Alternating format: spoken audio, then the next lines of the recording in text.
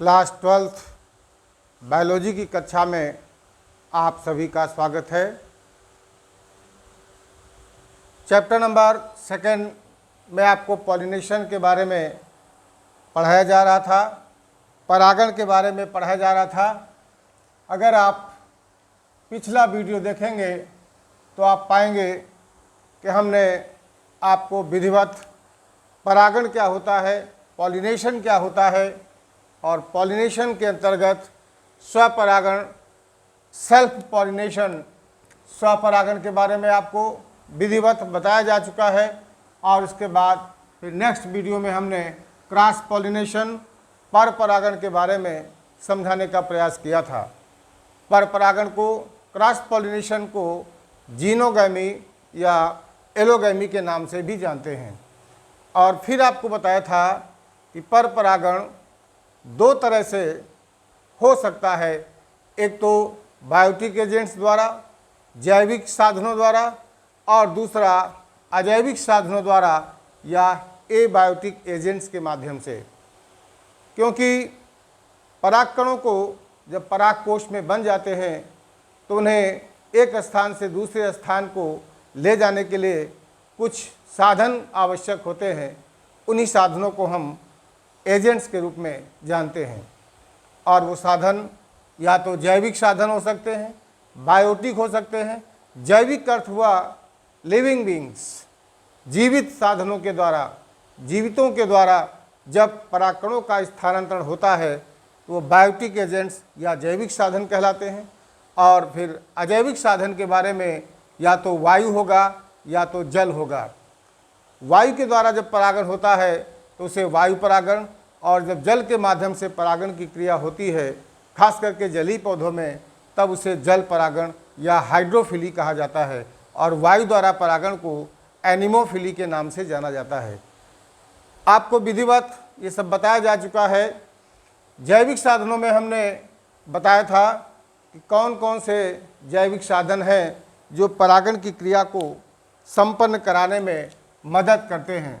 तो उनमें हमने आपको बताया था कीट परागण, जिसे हम एंटमोफिली कहते हैं, पक्षी परागण, जिसे आर्निथोफिली कहा जाता है, और चमगादड़ द्वारा कायरेप्टरोफिली कहा जाता है, घोंघा द्वारा मेलकोफिली, और चींटियों द्वारा मेरिमिकोफिली कहा जाता है।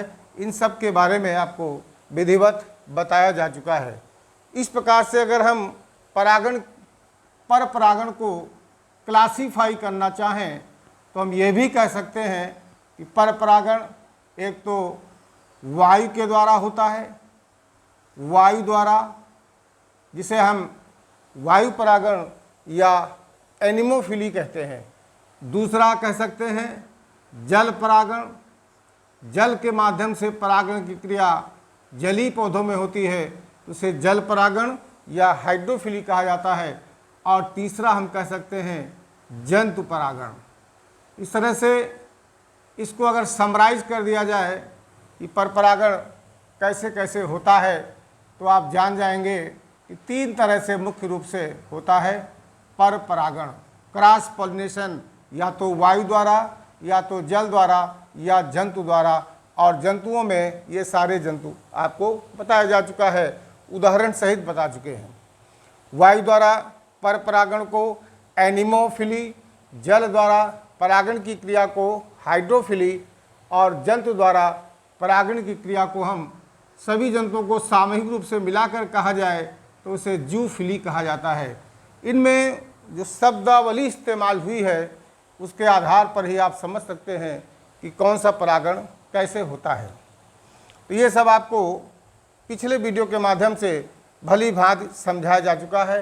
हाँ, एक रेफ्लिशिया शायद छूट गया था।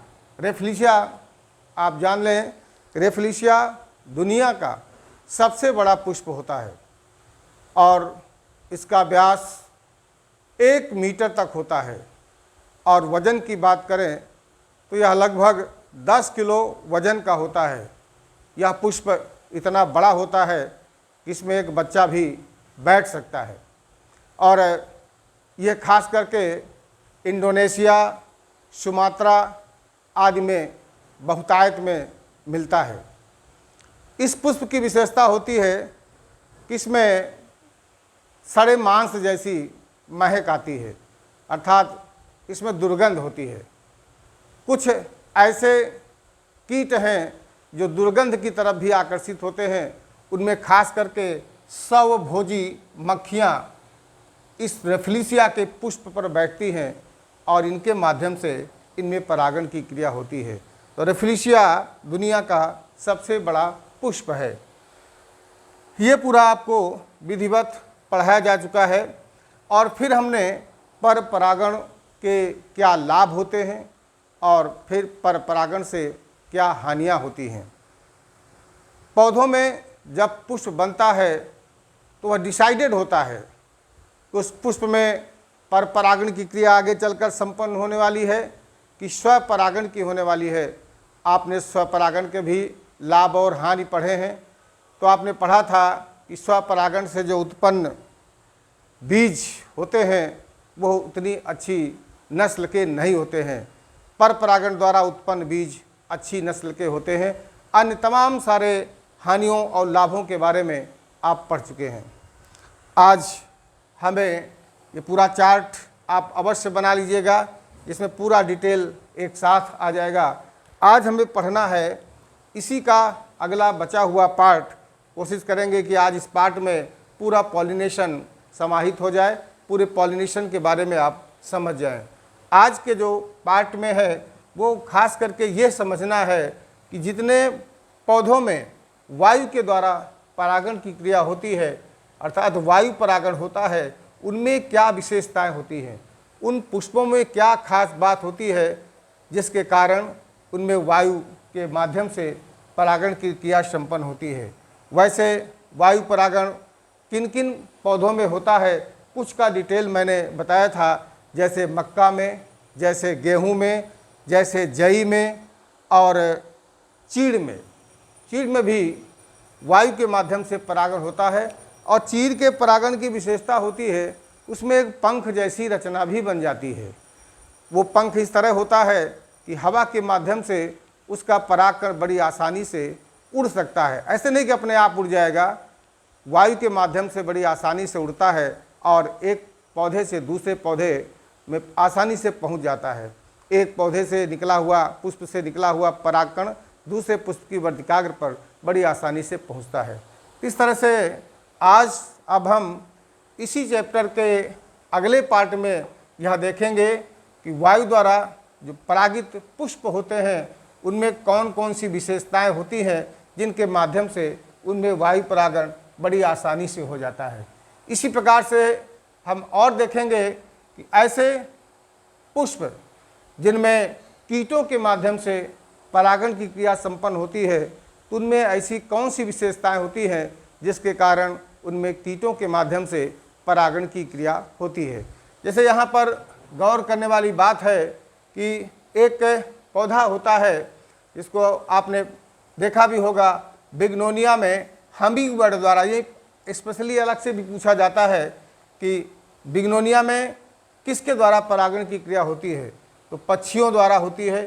पक्षी परागित पुष्पों में कुछ अलग प्रकार की विशेषताएं होती हैं, कीटों द्वारा परागित पुष्पों में कुछ अलग प्रकार की विशेषताएं होती है और वायु द्वारा परागित पुष्पों में कुछ अलग प्रकार की विशेषताएं होती हैं। तो हमिंग बर्ड के द्वारा इसमें परागण की क्रिया होती है बिग्नोनिया में।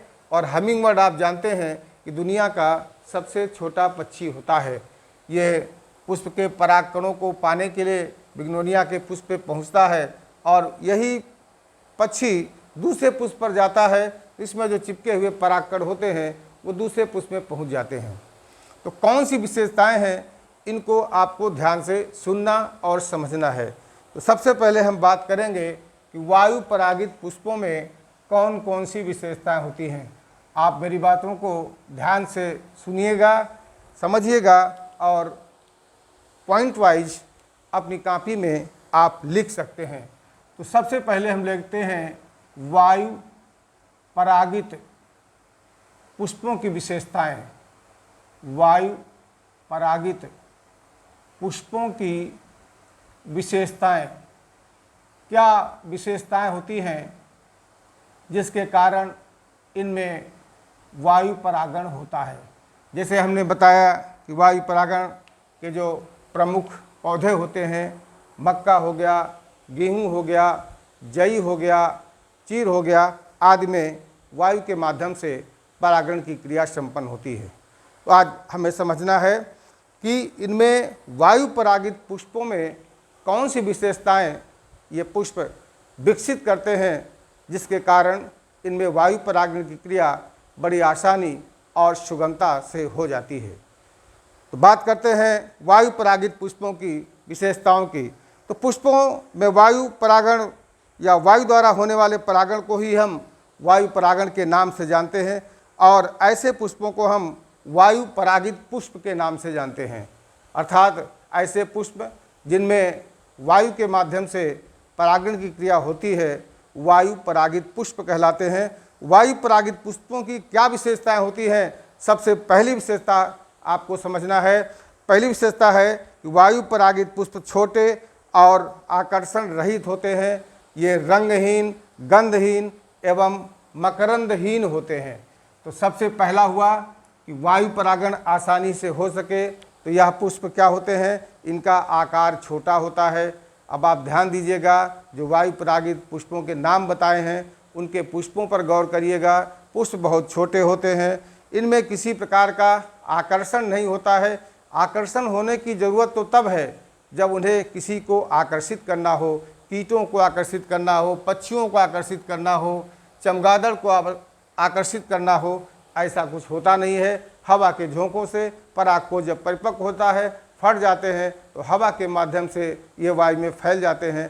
इसीलिए चूंकि इनको किसी को आकर्षित नहीं करना है, इसलिए इन पुष्पों में ना तो मकरंद होता है, ना ही कोई गंध और सुगंध होती है, और ना ही ऐसे पुष्पों में किसी प्रकार का आकर्षण होता है। तो पहला विशेषता हो गई कि वायु परागित पुष्प छोटे होते हैं, आकर्षण रहित होते हैं, रंगहीन होते हैं, गंधहीन होते हैं, और इनमें किसी प्रकार का मकरंद भी नहीं बनता है। पहली विशेषता हो गई। अब आप दूसरी विशेषता की बात करते हैं। तो जो वायु परागित पुष्प होते हैं वो एक लिंगी होते हैं, प्रायः एक लिंगी होते हैं। एक लिंगी पुष्प का अर्थ हुआ या तो उस पुष्प में नर जननांग होगा यानी एंड्रूशियम पुमंग होगा, अथवा उनमें मादा जननांग होगा, गाइनोशियम होगा।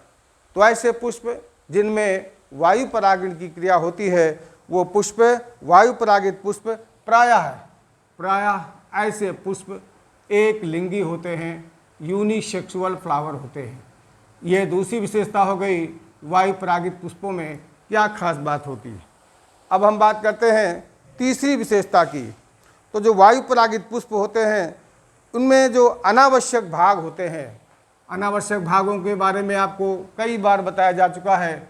अनावश्यक भाग जिनको हम कह सकते हैं या तो कैलिक्स होगा या कोरोला होगा, और किसी किसी पुष्प में हमने बताया था इपिकैलिक्स भी बन जाते हैं। अर्थात बाह्य दल पुंज और अनुबाह्य दल पुंज। जैसे गुड़हल में हमने बताया था कि इपिकैलिक्स भी पाया जाता है। एक अलग पांचवी चक्र होती है, इपिकैलिक्स कहलाती है। तो इनमें जो सहायक अंग हैं या अनावश्यक भाग हैं वो बाह्य दल हों चाहे दलपुंज हों, बहुत छोटे होते हैं। क्योंकि यहाँ भी कीटों को आकर्षित करने की कोई आवश्यकता नहीं है, वायु से उनमें परागण होना है, तो बहुत छोटे होते हैं। बहुत छोटे कह लीजिए, या हम कह सकते हैं कि इनके ये प्रायः एकदम ना के बराबर विकसित होते हैं। और अगर ये विकसित हो जाएंगे, सपोज करिए मान लिया ये पुष्प है, ये इसका स्टिग्मा है, ये स्टाइल है, ये इसका अंडाशय है, और सपोज करिए कि इनमें दल बड़ा सा बन गया, तो क्या होगा? जब परागकोश स्फुटित होगा तो परागकण हवा के माध्यम से अगर ये उड़ के दूर जाना चाहेंगे तो ये बाह्य दल या दल जो भी इनमें हैं विकसित अवस्था में यदि हैं, सपोज करिए ये बाह्य दल हैं, तो ये क्या करेंगे? ये इसमें रुकावट पैदा करेंगे। रुकावट या अवरोध न पैदा हो इसलिए वायु परागित पुष्पों के सहायक अंग चाहे चाहे बाह्य दल पुंज हो चाहे दल पुंज हो, ये बहुत कम विकसित होते हैं। तीसरी चौथी विशेषता है इनमें वायु परागित पुष्पों में, वायु परागण करने वाले पुष्पों द्वारा प्रचुर मात्रा में परागकण उत्पन्न करने होते हैं। ये कह लीजिए कि एक प्रकार से डिमेरिट कह सकते हैं कि ऐसे पुष्पों में परागकणों की भारी भरकम मात्रा उत्पन्न करनी होती है, क्योंकि परागकण वायु के माध्यम से एक पुष्प से दूसरे पुष्प में पहुंचने हैं। बहुत सारे परागण इधर उधर बिखर जाते हैं, बहुत सारे नष्ट हो जाते हैं। कुछ ही परागकण वर्तिकाग्र पर पहुंच करके परागण की क्रिया को संपन्न करते हैं। तो ऐसे पुष्प जिनमें वायु परागण होता है, उनमें परागकणों को बहुत अधिक मात्रा में बनाना होता है, ताकि बहुत सारे परागकण नष्ट भी हो जाएं तो उनमें कुछ बचे हुए परागकणों से परागण की क्रिया संपन्न हो सके। अगला जो विशेषता होगा वायु परागित पुष्पों में, वो परागकण छोटे शुष्क होंगे और बहुत हल्के होते हैं। जैसे हमने परागकणों के बारे में बताया था, परागकणों का जो व्यास है 0.025 मिलीमीटर से 0.115 मिलीमीटर के बीच में होता है। अगर परागकणों का आकार बहुत छोटा नहीं होगा तो वायु के माध्यम से उड़ने में, दूर तक जाने में अवरोध उत्पन्न होगा। कुछ ऐसे परागकण होते हैं जिसमें विशेष प्रकार की संरचनाएं विकसित हो जाती हैं और उन संरचनाओं के माध्यम से वो परागकण एक स्थान से दूसरे स्थान को बड़ी आसानी से पहुंच जाते हैं। जैसे चीड़ के परागकण पंख युक्त होते हैं, याद रखिएगा, चीड़ के परागकण विंग्ड होते हैं, पंख युक्त होते हैं। और पंख युक्त का मतलब ये कतई नहीं है कि अपने आप पक्षियों की तरह उड़ जाते हैं। पंख युक्त का मतलब हुआ, जैसे मान लिया परागकण है, इसमें हल्का सा इस तरह से पंख जैसा बन गया है, इसके पंख जैसे संरचना के बन जाने से इसको वायु में उड़ने में बड़ी आसानी होती है। तो चीड़ के परागकण जो चीड़ के पौधे के पुष्प में बनते हैं, वो विंग्ड होते हैं, पंख युक्त होते हैं, ताकि वो एक स्थान से दूसरे स्थान को बड़ी आसानी से उड़ सकें। तो आपने देखा कि वायु परागित पुष्पों में कौन कौन सी विशेषताएं होती हैं जिसके कारण उनमें वायु परागण की क्रिया बड़ी आसानी से संपन्न होती है। पहला क्या बताया कि वायु परागित पुष्प छोटे होते हैं, इनमें किसी प्रकार का कोई आकर्षण नहीं होता है। आकर्षण का मतलब ना तो उनमें विशेष प्रकार का चटकीला रंग होगा, ना ही कोई विशेष प्रकार की गंध होगी, और ना ही ऐसे पुष्पों में किसी प्रकार का मकरंद होता है, क्योंकि मकरंद कीटों को बहुत पसंद आता है। तो कीट परागित पुष्पों में तो ये सब हो सकता है, लेकिन यहाँ पर इनकी आवश्यकता नहीं होती है। दूसरा आपने पढ़ा कि वायु परागित पुष्प प्रायः एक लिंगी होते हैं, यूनिसेक्सुअल होते हैं। तो यूनिसेक्सुअल की विशेषता है वायु परागित पुष्पों की। और तीसरा हमने बताया कि वायु परागण करने वाले पुष्पों में बहुत अधिक मात्रा में परागकणों को बनाना होता है, क्योंकि जब वायु के झोंके से परागकण फैलते हैं, बिखरते हैं, तो उनमें बहुत सारे परागकण नष्ट हो जाते हैं। केवल कुछ ही परागकण ऐसे हैं जो अपने गंतव्य तक पहुंचते हैं और परागण की क्रिया संपन्न हो पाती है। अगली विशेषता बताया कि परागकण छोटे होते हैं और शुष्क होते हैं, इनका जो वेट होता है बहुत हल्का होता है, बहुत ही छोटे होते हैं, बहुत हल्के होते हैं। उसका कारण है कि वायु में बड़ी आसानी के साथ उड़ जाएं, इधर उधर फैल सकें। और इनमें कुछ ऐसे भी एग्जाम्पल हैं जिनमें विशेष संरचनाएं पाई जाती हैं, जैसा कि हमने चीड़ में बताया कि चीड़ के परागकण पंख युक्त होते हैं। तो वायु परागण आपने पढ़ लिया है और वायु परागित पुष्पों की क्या विशेषताएं होती हैं, आशा है आपने समझ लिया होगा कि किस तरह से वायु परागण करने वाले पुष्प विशेषताएं विकसित करते हैं, जिनमें वायु परागण क्रिया बड़ी आसानी से संपन्न हो पाती है। इसी तरह से हम बात करते हैं कीट परागित पुष्पों की विशेषताएं।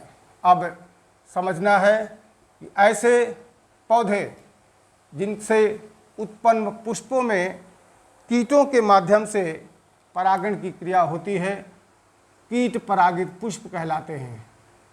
तो कीट परागित पुष्पों में ऐसी विशेषताएं होंगी जो वायु परागित पुष्पों से थोड़ा भिन्न होंगी, उनसे अलग होंगी, क्योंकि यहाँ पर पुष्प कीटों को अपनी तरफ खींचना चाहता है। तो कीटों को खींचने के लिए जो कीटों को पसंद होता है उनका उन संरचनाओं को, उन व्यवस्थाओं को विकसित करता है ताकि कीट उन पर आसानी से पहुंच सके। तो कीट परागित पुष्पों में खास करके जो पुष्प बनते हैं और जो कीट परागण करते हैं, तो कीट परागण करने में प्रमुख कीट होते हैं। मधुमक्खी होता है, भंवरा होता है, शलभ होता है, बर्र होती है। तो ये ऐसे कीट हैं। मधुमक्खी तो बहुत बड़ा रोल परागण करने में अदा करती है। मधुमक्खी हो गया, बर्र हो गया, शलभ हो गया। तितलियां भी काफ़ी महत्वपूर्ण भूमिका निभाती हैं परागण की क्रिया में।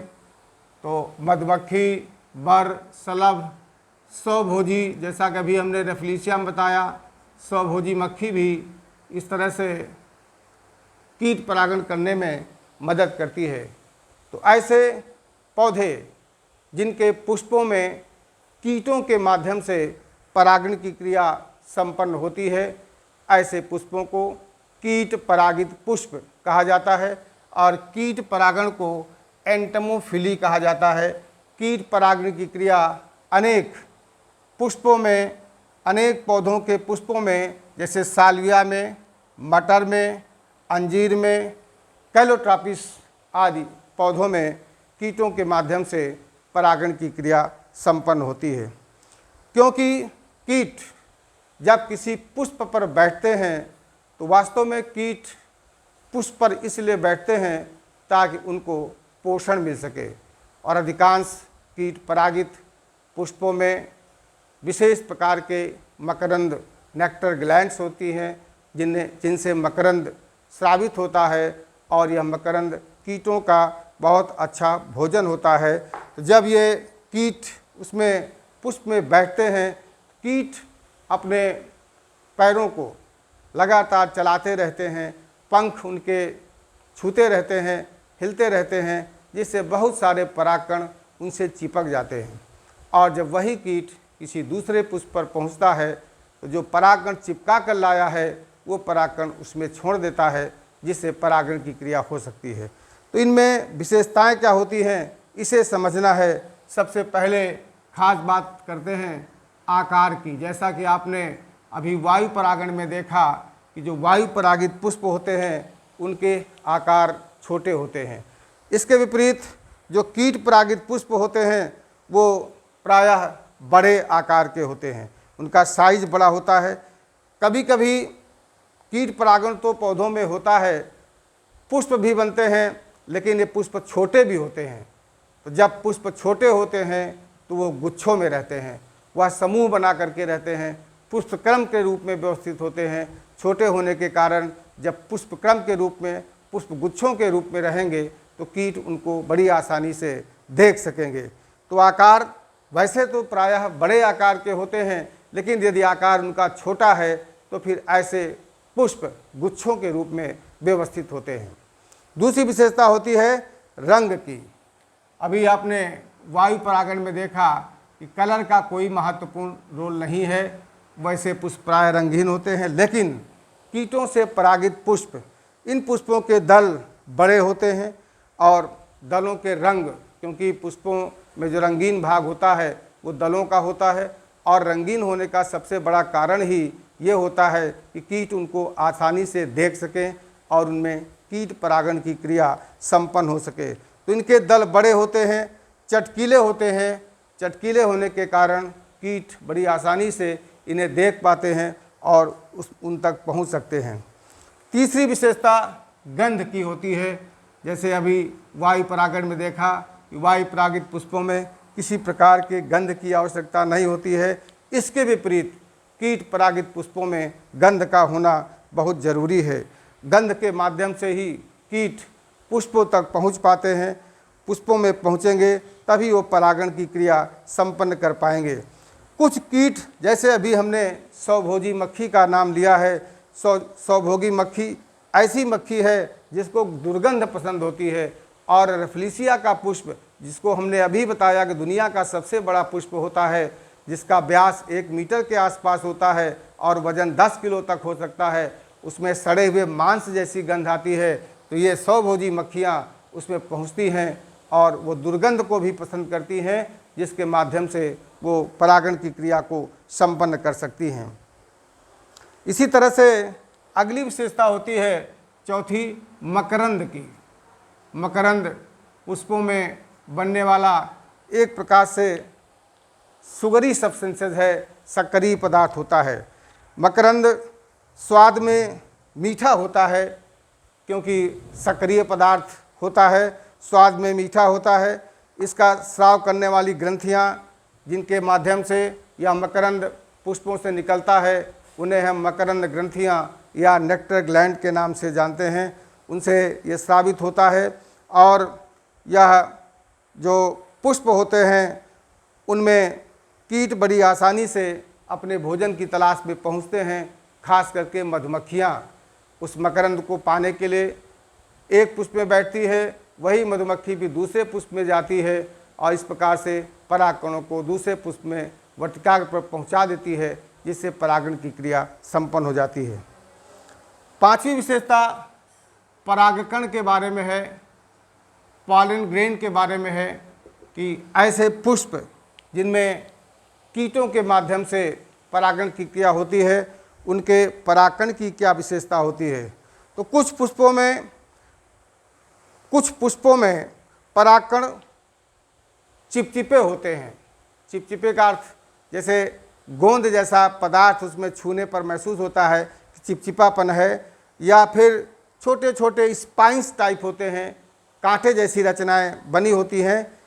चिपकने वाली प्रकृति और कांटे जैसी बनने वाली प्रकृति से होता क्या है कि जब कीट ऐसे पुष्प पर बैठता है तो चूंकि वह परागकण चिपचिपा है, आसानी से चिपक जाता है, या हल्का सा स्पाइनी है तो वह उसमें आसानी से चिपक जाता है, जिसके कारण वही कीट जब दूसरे पुष्प की वर्तिकाग्र पर पहुंचता है तो वो चिपचिपे होने के कारण परागकण जो चिपके थे दूसरे पुष्प पर छोड़ देता है। अगली विशेषता जो छठवीं विशेषता है वो इसके वर्तिकाग्र की है, स्टिग्मा की है। स्टिग्मा में क्या खास बात होती है, ये भी गौर करने वाली बात है कि ऐसे पुष्प जिनमें कीटों के माध्यम से परागण होता है, उनके स्टिग्मा में क्या खास बात होती है।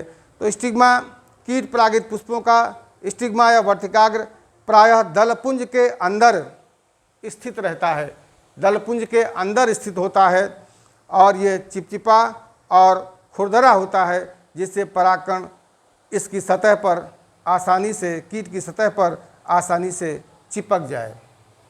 तो इस तरह से वर्तिकाग्र स्टिग्मा, जैसे कि वायु परागण में क्या था, दल या बाह्य दल एकदम नाम मात्र के होते हैं, बहुत छोटे होते हैं, एकदम ना के बराबर होते हैं, वहाँ पर स्टिग्मा खुला हुआ होता है।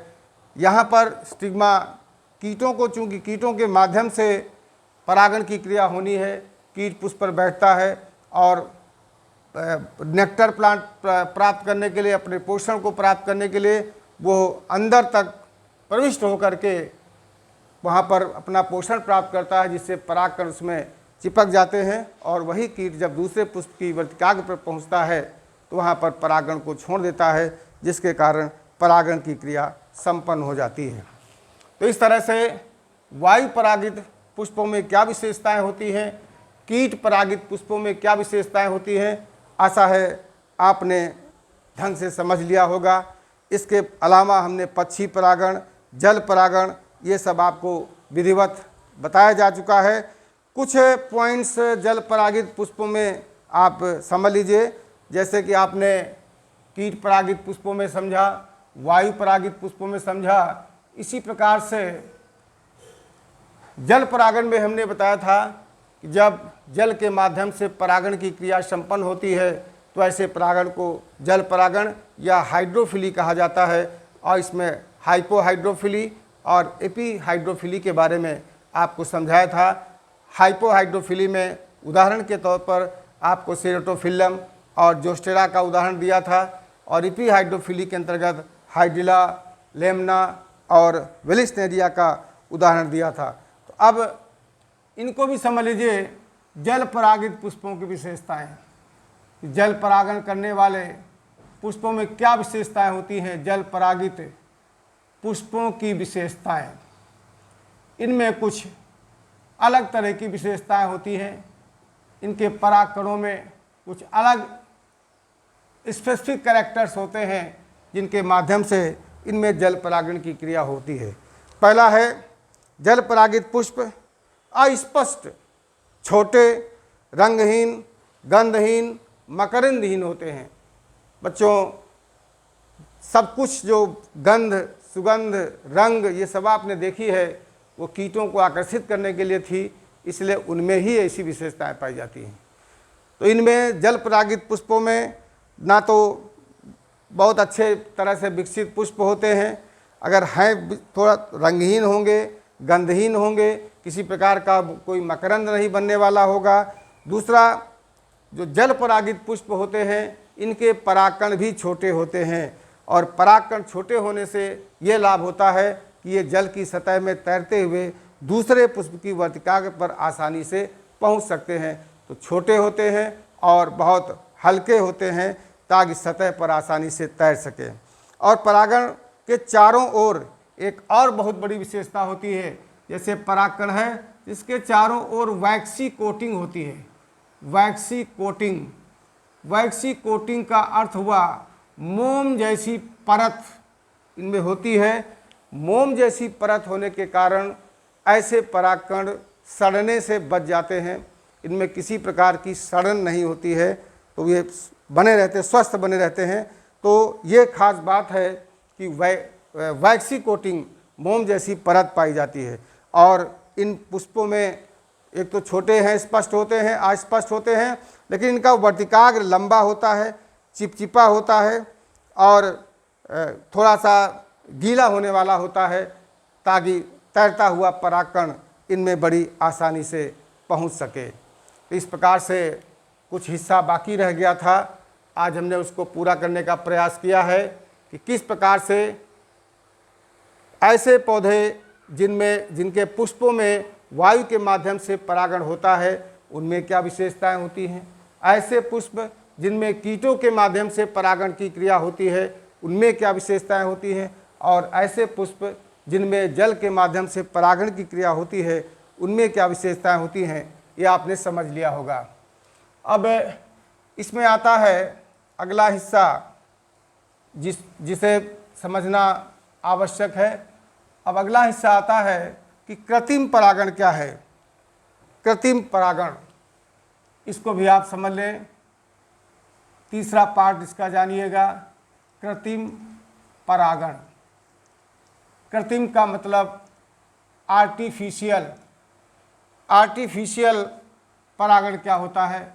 जहाँ भी कृत्रिम लग जाए, इसका मतलब वो मनुष्यों के द्वारा किया जा रहा है।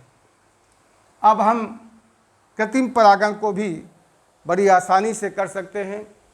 कृत्रिम परागण के द्वारा हम विभिन्न खाद्य पदार्थ देने वाले फसलों की उत्पादकता को बढ़ा सकते हैं, उनको रोग प्रतिरोधक बना सकते हैं, उनके बीजों का आकार बड़ा कर सकते हैं। अधिक सुधार करने के लिए हमें कृत्रिम परागण की आवश्यकता होती है, आर्टिफिशियल पॉलिनेशन की ज़रूरत पड़ती है। अपने देश में कई ऐसे संस्थान हैं जहाँ पर उन्नत किस्म वाले पौधों को तैयार किया जा रहा है, और वो पौधे आर्टिफिशियल पॉलिनेशन के ज़रिए उनको तैयार किया जाता है। इस दिशा में IARI नाम आपने सुना होगा, इंडियन एग्रीकल्चर रिसर्च इंस्टीट्यूट, जो दिल्ली में है। इसने कई उन्नत किस्म की फसलों को तैयार किया है। इसी प्रकार से पंतनगर कृषि विश्वविद्यालय, पंतनगर कृषि विश्वविद्यालय भी इस दिशा में अग्रसर है। वहाँ भी बहुत अधिक इस दिशा में कार्य किया जा रहा है ताकि उन्नत किस्म रोग प्रतिरोधक पौधों को तैयार किया जा सके। तो ऐसा परागण जो मनुष्य के द्वारा किया जाए, व्यक्तियों के द्वारा किया जाए, और किस लिए किया जाता है?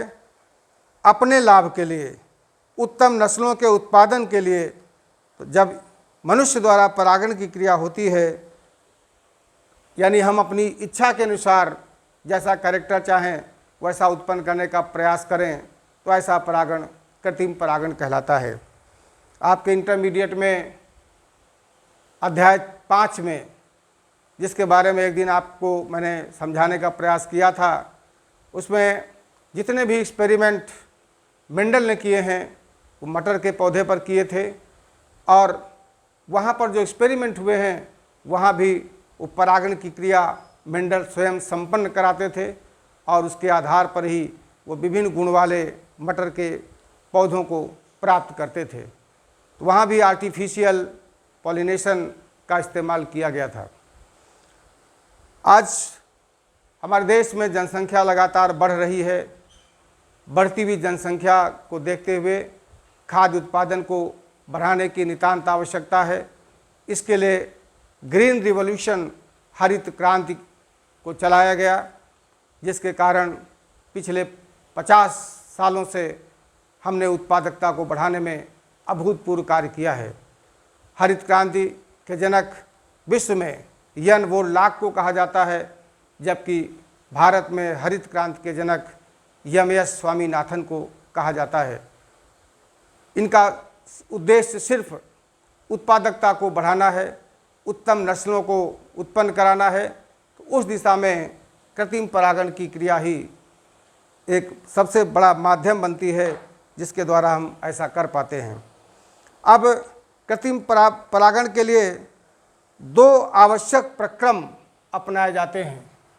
2 आवश्यक प्रक्रम अपनाए जाते हैं।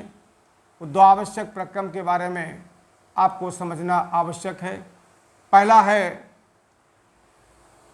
इमैस्कुलेशन। बहुत ध्यान से इसको समझिएगा। इमैस्कुलेशन, इसको इमैस्कुलेशन को हिंदी में कहा जाता है विपुंसन। विपुंसन का मतलब होता है कि उसके पुंकेसर को काट कर अलग कर दिया जाए। इमैस्कुलेशन, इमैस्कुलेशन, विपुंसन क्या होता है? ध्यान से सुनिए। इस प्रक्रिया में पौधे पर लगे रहते हुए किसी द्विलिंगी पुष्प को उसकी कलिका की अवस्था में उसके समस्त पुंकेसरों को काट कर निकाल दिया जाए। इस क्रिया को विपुंसन कहते हैं।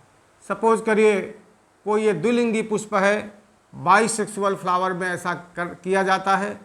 ये बाइसेक्सुअल फ्लावर है, द्विलिंगी पुष्प है, जिसमें स्टिग्मा, स्टाइल और ओरी है, और इस तरह से ये पुंकेसर हैं। अब ये परिपक्व होने के पहले, परिपक्व होने के पहले का मतलब हुआ जब वो पुष्प कलिका अवस्था में हो, इसके सारे पुंकेसरों को कट करके, पुंकेसर का मतलब उसके परागकोश को बाहर निकालना है, ताकि इसके परागण, इसमें परागकणों का विकास न हो सके। तो पुंकेसरों को काट करके अलग निकाल देना कहलाता है इमैस्कुलेशन या विपुंसन। ऐसा करने से क्या होगा? इसके परागकोश में जो परागकण विकसित होते वह इसी की वर्तिका पर पहुंच जाते और परागण की क्रिया हो जाती, और उसी तरह का मात्र पौधे की तरह का ही अगली जनरेशन वाला बीज तैयार होता है। तो जब हमें इच्छित गुण वाला पौधा चाहिए तो इसके परागकणों को हटाना, परागकोश को हटाना या पुंकेसरों को हटाना आवश्यक होता है। अब क्या करेंगे, अब हमें जिस इच्छित गुण के पौधे को बनाना है, तो उसमें अध्ययन के द्वारा आपने जान लिया कि इसमें इस तरह का गुण वाला हमें परागकण चाहिए, तो इच्छित कैरेक्टर वाला परागकण इसमें पहुंचाने का प्रयास करते हैं। तो क्या हुआ, किसी पुष्प से जो कि द्विलिंगी हो, उसकी कलिका अवस्था में ही उसके पुंकेसरों को काट करके अलग कर देना विपुंसन या इमैस्कुलेशन कहलाता है। उसके बाद दूसरा आता है बैगिंग या थैलीकरण। ये भी बहुत इम्पॉर्टेंट है। बैगिंग या इसको हम कहते हैं थैलीकरण। थैलीकरण ये क्या होता है, जैसे मान लिया हमने इस पुष्प के पुंकेसरों को हटा दिया है, अब ये जरूरी हो गया है कि हमें इसके पर्दिकाग्र पर दूसरे जो हम नहीं चाहते हैं वो परागकण आ जाएं। तो क्या करते हैं, इसकी वर्तिकाग्र पर एक पॉलीथीन जिसमें बहुत छोटे छोटे छिद्र हैं, उससे इसको पैक कर देते हैं, इसको बंद कर देते हैं। छिद्र इतने छोटे होने चाहिए कि इन छिद्रों के माध्यम से इस वर्तिकाग्र पर केवल वायु प्रवेश कर सके, किसी प्रकार का बाहरी परागकण न जा सके। तो वर्तिकाग्र को पॉलीथीन से, छिद्रित पॉलीथीन से कवर करके बैग बना करके उसको ढकना कहलाता है थैलीकरण। यानी इस प्रक्रिया में कोई इमैस्कुलेटेड पुष्प जिसके हमने पुंकेसर हटा रखे हैं, विपुंसन कर दिया गया है, तो बंध्याकृत पुष्प एवं बंध्याकृत पुष्प को छिद्रित पॉलीथीन की थैली से बांध देना कहलाता है थैलीकरण। तो उसके बाद फिर क्या होगा, जैसे मान लिया हमने इसके वर्तिकाग्र पर इसी पुष्प के परागकण नहीं चाहिए, हमें चाहिए दूसरे। जैसे इसको ऐसे समझ सकते हैं, जैसे मान लिया मटर का एक लंबा पौधा, जैसे हमने शुरू में बताया था, एक छोटा पौधा बौना पौधा है। ये लंबे पौधे का पुष्प है, ये बौने पौधे का पुष्प है। हम इस लंबाई वाले गुण को इस बौने पौधे पर लाना चाहते हैं, तो क्या करना पड़ेगा, इसके बौनेपन वाले में स्टिग्मा स्टाइल और ओरी बचा रहने देते हैं, इसके पुंकेसरों को काट करके अलग कर देते हैं ताकि इसी के परागकण इसी की वर्तिकाग्र पर न जाने पाएँ।